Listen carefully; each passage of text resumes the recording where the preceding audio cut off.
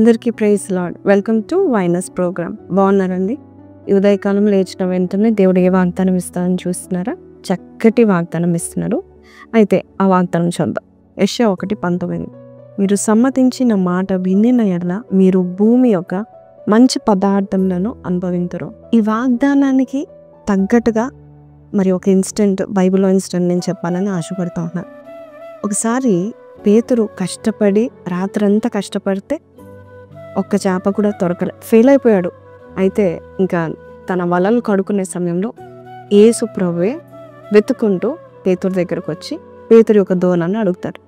పేతురు ఆయన దోణాన్ని ఇస్తాడు. దేవుడు వాక్యం చెప్తాడు.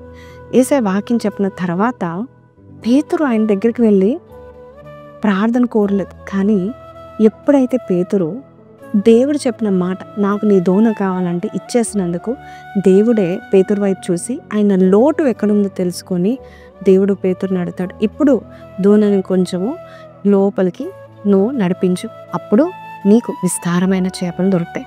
అప్పుడు పేతురు అంటాడు, ప్రవ్వా రాత్రంతా కష్టపడ్డాం, ఒక్క చేప దొరికింది, అయినను నీ మాట చొప్పున వలలు వేతుము అని చెప్తాడు.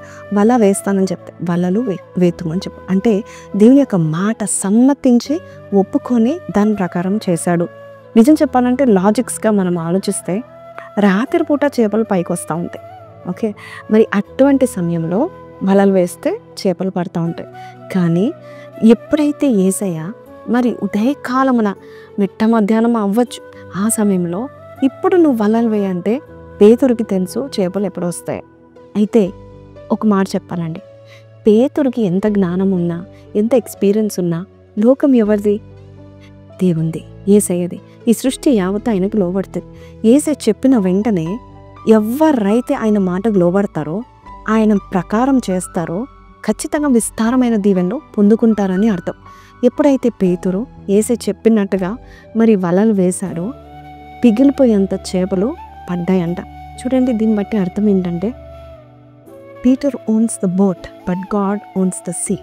నీవు ఒకవేళ నీవు చదువుకున్నావో లేకపోతే నీ వృత్తిలో ఉన్నావు, కానీ ఈ లోకంలో ధనఘనతలు, వెండి బంగారములు, ఐశ్వర్యము, ఆస్పాసులు అంతా దేవుంది. మనుషులు, ఈ బిల్డింగ్స్, ఈ చదువు, ప్రతి ఒక్కటి దేవుంది.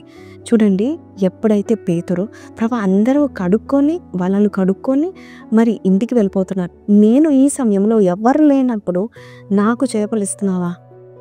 నిజమే అండి, మన ప్రభు దేవుడు ఎప్పుడు ఏ టైంలో ఆయనకి లోబడితే మాత్రమో ఆ టైంలో ఎవ్వరు ఉండకుండా మొత్తం ఆశీర్వాదం దేవుడు నీకు ఇవ్వడానికి దేవుడు కోరుకుంటూ ఉంటాడు.